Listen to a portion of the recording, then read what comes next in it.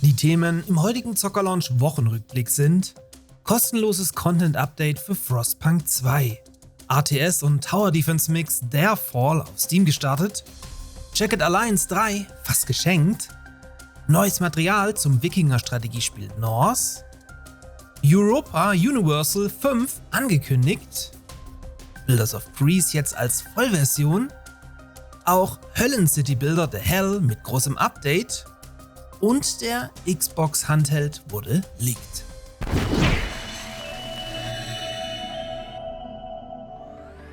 Dieser Wochenrückblick wird euch auch diese Woche von meinem Partner Instant Gaming präsentiert.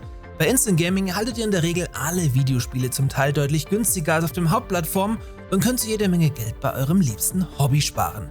Meine heutige Kaufempfehlung an euch ist Jagged Alliance 3, dazu aber gleich noch mehr.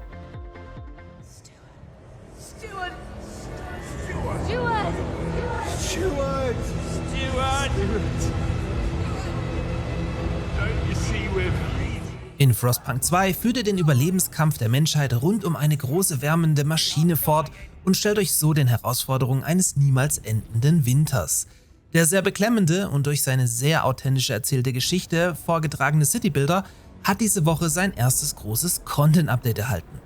So gibt es mit The Pit eine neue riesige Karte für den Utopia-Bilder-Modus, die sich um die Ruinen eines gescheiterten Generatorprojektes dreht, sowie mit Tales from the Frostland ein ganz neues Szenario mit einzigartigen Quests und einer neuen Geschichte.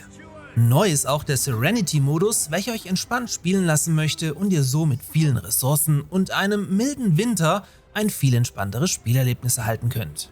Also ein sozusagen viel geringerer Schwierigkeitsgrad. Außerdem wurde das Heizsystem überarbeitet und mit FrostKit 1.0 auch das beiliegende Modding-Tool nach längerer Beta-Phase an die Community übergeben.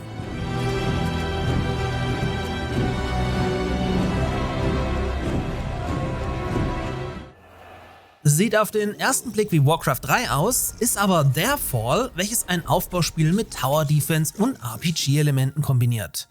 Zumindest so oder so ähnlich würde ich dieses RTS mit einem Satz beschreiben. Dieser durchaus spannende Mix ist diese Woche auf Steam gestartet und lässt euch in einer Fantasy-Welt ein Dorf errichten, welches ihr gegen Monsterwellen mit Türmen, Mauern und Helden verteidigen müsst. Hier verbietet euch Der Fall neben einer Kampagne mit 15 Missionen auch einen Survival-Modus für die Pros. Hier werdet ihr dann im Gegensatz zur gemächlichen beginnenden Kampagne direkt ins Feuer geworfen und müsst euch sofort erwehren und mit begrenzten Ressourcen haushalten. Also durchaus mal ein Blick wert.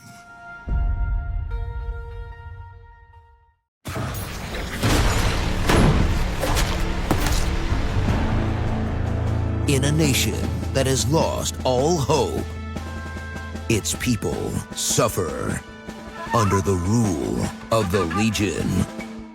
Mit Jagged Alliance 3 ist den Hemimont Games ein beeindruckendes Comeback der kultigen Strategieserie gelungen, welches sowohl Presse als auch Fans in 2023 restlos begeistern konnte.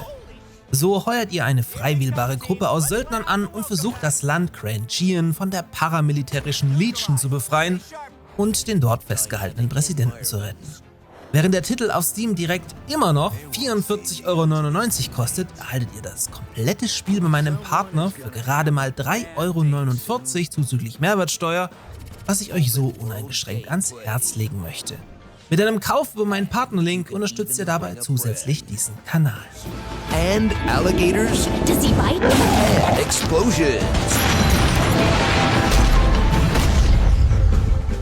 Jagged Alliance 3.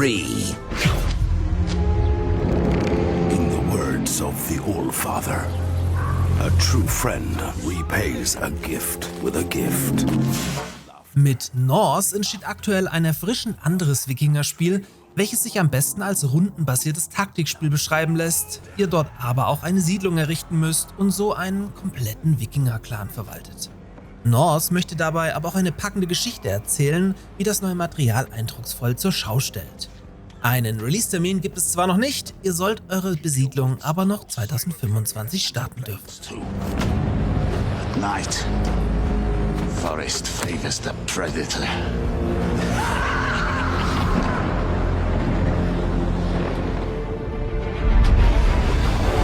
Ambition, once ignited, pushes forward and can never be tamed.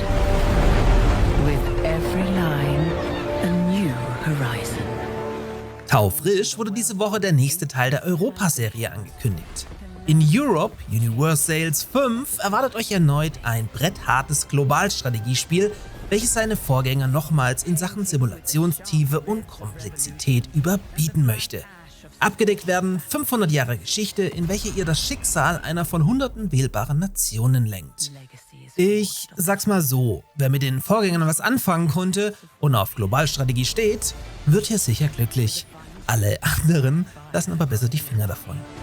Never before has the canvas stretched so far. Europa Universalis 5.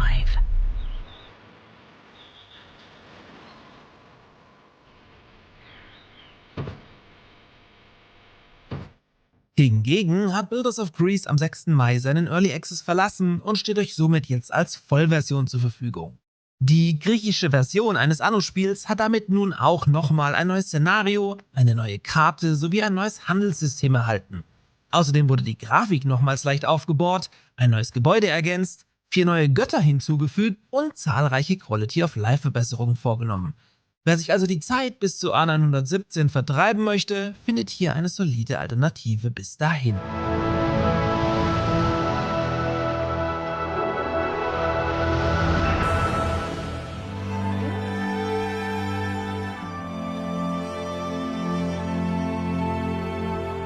Ein weiterer Citybuilder mit allerdings einem völlig anderen Setting ist The Hell.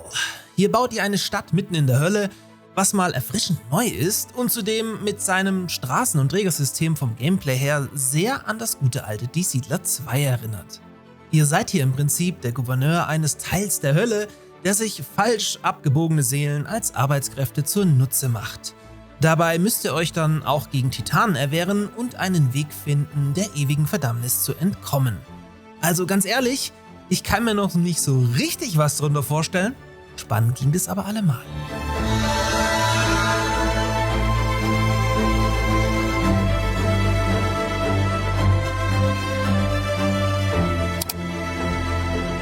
Zum Abschluss der Woche gab es dann noch einen waschechten Leak.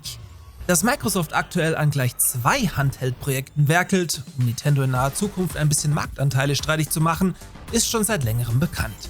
So ein bisschen im Panikmodus drückt man hier aktuell auf das Gaspedal und ist deshalb einen Deal mit Asus eingegangen, die jetzt eine abgewandelte Version des fast 1000 € teuren ROG Ally X mit Xbox-Branding veröffentlichen dürfen. Mit dem eigentlichen Xbox-Handheld, der irgendwann 2027 erscheinen soll, hat das also noch nichts zu tun. Laut Leak sind neben einem ersten Foto des Prototyps auch zahlreiche Specs durchgesickert. So soll der neue Handheld auf einen 7 Zoll 120 Hz Display setzen und von einem AMD Ryzen Z2 angetrieben werden. Die Xbox-Variante soll außerdem auf einen 8-Kern-Prozessor setzen, wohingegen die bald erscheinende ROG Ally 2 nur 4 Recheneinheiten besitzen wird. Unterstützt wird natürlich Xbox Cloud Gaming dank Ultimate Game Pass und neben einem Zugriff auf den Windows Store bietet das Teil dann auch Steam und den Epic Game Store, was natürlich richtig cool ist. Problem ist nur, dass aktuell schon wegen 500 € bei der Switch 2 massiv auf die Barrikaden gegangen wird. Es ist daher für mich kaum vorstellbar, dass ein mindestens doppelt so teurer Handheld von Asus, Xbox hin oder her, hier jemals in irgendeiner Form Land sehen wird. Völlig egal, wie pervers gut die Hardware-Specs am Ende sind. Oder seid ihr hier Team Shut Up and Take My Money? Gerne mal in die Kommentare damit. In diesem Sinne, gönnt euch Jagged Alliance 3 bei Instant Gaming mit meinem Partnerlink, kommt gut in die neue Woche und bis zum nächsten Mal.